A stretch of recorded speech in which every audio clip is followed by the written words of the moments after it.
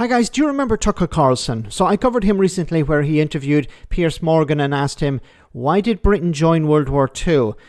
Well, he's back again, and this time he's speaking to the ex-Reform UK MP, Rupert Lowe, who's recently set up his own party and is looking for attention. Now, unfortunately, there are some problems with this interview and Tucker Carlson himself, because he's not a type of journalist who will grill people or push back. He asks weird questions. Have a listen to this. One of maybe the biggest factors scrambling every one of these calculations and eliminating the historical knowledge that you just displayed is mass migration. This is very true in the United States as well. It's not just here, it's throughout the West.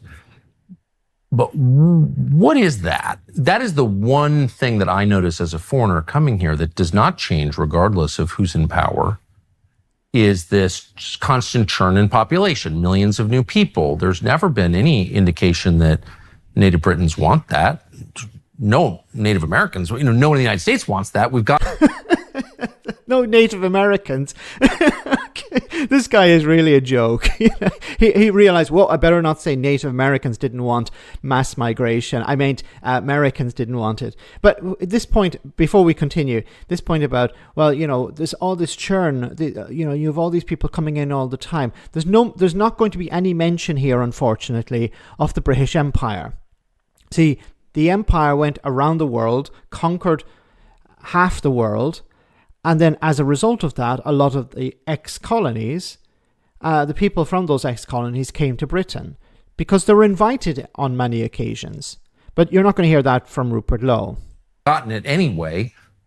In my country, they used to say, we need to do this for economic reasons. We need the labor. They don't say that anymore. No one explains why this is happening. Why is it happening here? What's your guess? Well, I think the essence of immigration is that targeted immigration is good. So if you have a leadership of the country that can identify where skills are short, right, and you can actually attract people who've got those skills, sure, who are going to contribute to the economy, and actually we have no dentists. Let's import some dentists. Exactly. But you need to have a leadership who's capable of identifying where the shortages are. Okay, but that used to be the case. But something happened in 2016, or more precisely in 2020. The UK left the European Union. So it used to rely on pretty much targeted immigration. So there were jobs available in hospitality, in manufacturing, in farming, in a whole range of sectors, healthcare as well. And the UK used to allow European workers to come in and do those jobs. That was pretty much targeted immigration. But Rupert Lowe was against that. The Reform UK MP, who used to be a member of Reform UK, a Brexiteer, was against that. He wanted the UK out of the European Union. He wanted freedom of movement to end. And then what happened? Well, people came from outside the European Union, and in many cases they brought their families or they stayed longer as a result of the ending of freedom of movement. But this guy is complaining about this. So we should have targeted. Yeah, you used to have it, but you were not satisfied when it was targeted.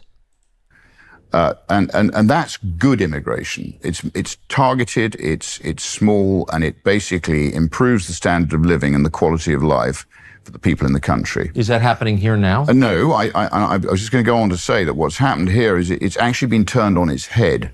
So what we're doing is we are allowing millions or hundreds of thousands of illegal migrants from... Okay, but they're not illegal migrants. I keep saying this, and he's lying to the public here when he says they're illegal migrants. No, they're asylum seekers in this case. And we know that many people have to use the asylum route in order to get a job because the visa systems have been closed down or made more restrictive. Different cultures to arrive. Just before I continue, people like Rupert Lowe will say, let's ban people from coming from, for example, Pakistan via the visa route. Well, how does he think they're going to get into the country otherwise? Well, they're going to use the other route, the asylum route, the small boats route. So every time you hear a right-wing politician talking about we need to punish these countries by taking away their visas, that's not going to stop them from coming in. They're just going to find a different way. By boat. And really, since the war, we've also brought in lots of legal migrants who have, in some cases, contributed, but in many cases, they still haven't integrated into what Britain is. Now, once again, we keep hearing this argument of people are not integrating. I'm not sure what his evidence is that the majority of people who came in so-called legally have not integrated. What is your evidence, Rupert Lowe?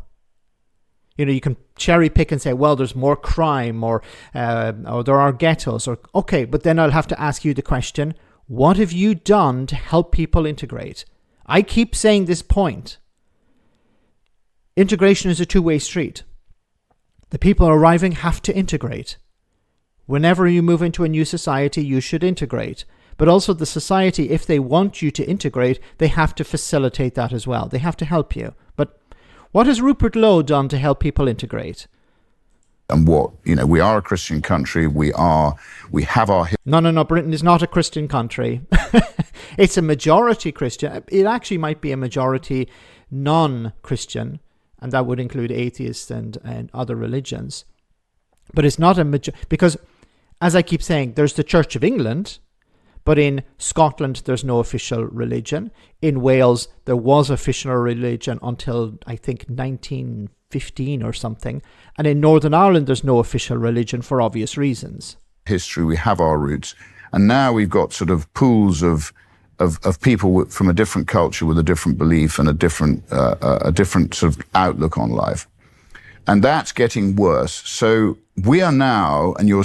But then if you're going to say, well, people who have different religions don't integrate, well, there are thousands, literally, of Christian denominations. So which one is the right one? Is it the Church of England is the right one? So Catholics don't integrate? I don't think he's making that argument. Seeing this, we're now seeing our best people leaving Britain. So the rainmakers are leaving in huge numbers now. The non-doms who used to be here. You notice when they talk about people leaving the country, they never mention doctors. They never mention nurses.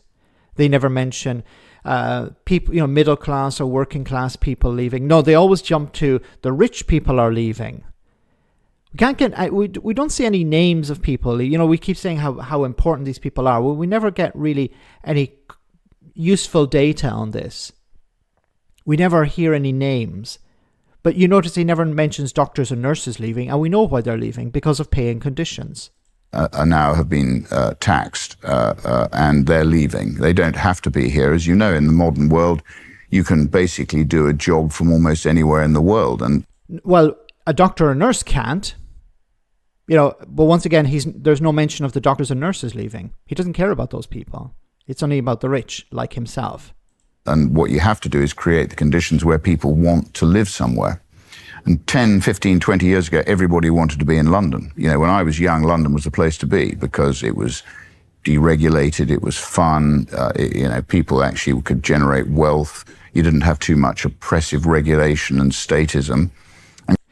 What the hell are you talking about? People move to a place where there are opportunities, but it's not about are the regulations in London different to the regulations in Liverpool? He's trying to sell an argument that doesn't make any sense. No, people move to London because of low regulations. That's not the reason. He's trying to avoid the real reason, because it's a multicultural society. Because you can access all the workers you need. If you're setting up a business, you have access to services. London is like every capital city, attracts most of the people because the opportunities are there, and it's nothing to do with regulations. And gradually, it's been strangled a bit like Gulliver. So I think a lot of people, and a lot of my friends are leaving. They're going to live in Dubai. They're going to live in Milan. Are these people doctors and nurses, or are we talking about different? What sort of friends does Rupert Lowe have? And also, why is Rupert Lowe not leaving? He doesn't have to be an MP. We keep hearing from these people on the right, look at all these rich people are leaving. And we're hearing rich people say, look at all these other rich people are leaving. But they're not leaving. Why is Rupert Lowe not leaving? If Britain is such a terrible place, why is he not going? And if his argument is, well, I'm staying here to fix things, then why isn't he encouraging other rich people to stay and fix the country? Going to live in Montenegro. could be Montenegro, it could be almost Mauritius, it could be almost anywhere. We just sent a whole load of English money out to Mauritius. I mean, they're getting tax cuts out there. So, we've given the Chagos Islands away when we didn't need to. We've sort of, I think, perpetrated. Mauritius is an island in the Indian Ocean, far, far, far away. Mauritius is an island in the Indian Ocean, but the Chagos Islands, basically a lot of Chagosians live in Crawley here. And they didn't want they didn't want to be part of Mauritius. And what's happened is Keir Starmer and Herma and Philippe Sands, this sort of... Isn't it interesting that when it comes to the Chagos Islands, we keep hearing from people on the right saying, we shouldn't have given it away. We should have listened to these people who are in the country. And then when it comes to other countries, Rupert Lowe and others would say, no, these people should stay in the country and fight. Okay? He's not saying this to the people of the Chagos Islands for some reason. A bunch of human rights lawyers. You may or may not know the history. We actually paid Mauritius some money in 1963 when we gave her independence, so that she had no claim on the Chagos Islands. Arguably the Seychelles and the Maldives have a bigger claim on the Chagos Islands that are 1,300 kilometers away from Mauritius. But these human rights lawyers have indulged their fantasies, and at the expense of the British taxpayer. I mean, we don't quite know what the number is. It's somewhere between 18 and 30 billion over the next 90 years. We've literally handed that to Mauritius, who've now given a tax cut to their citizens on the back of it. Have you committed a lot of atrocities in Mauritius? No. Why would you owe them billions of dollars? It's all about the Diego Garcia base. I know the actual story.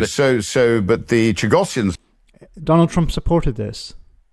The United States said, yeah, we're happy with this. This is another point that's never raised by Rupert Lowe and Reform as well.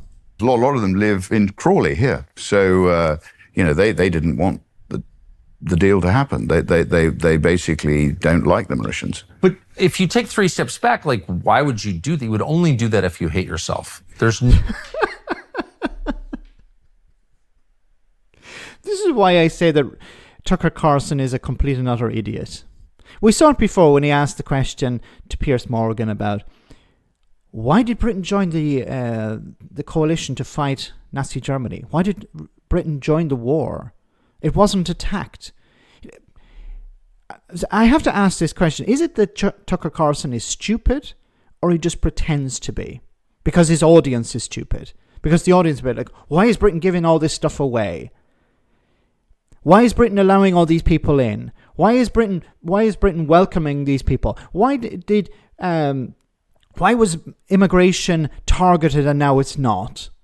And he puts out these questions, these ridiculous questions, but but the people he's asking obviously are not interested in providing answers. The exception, of course, was Piers Morgan, who schooled him on that. But when he's talking to Rupert Lowe, he's not going to get the answer that he deserves. He'll get the answer that he wants. Yes, of course. Well, let's have a listen to what Rupert Lowe had to say. No potential for gain at all for you, your children, your country. What is that? Well, I think a lot of them do dislike what Britain was. I think they have this sort of hatred of colonial Britain, which, I mean, if you have a hatred of any form of colonialism, you have to have a hatred of the Belgian. Okay. So colonialism is bad, according to Rupert Lowe, if it's other people doing it.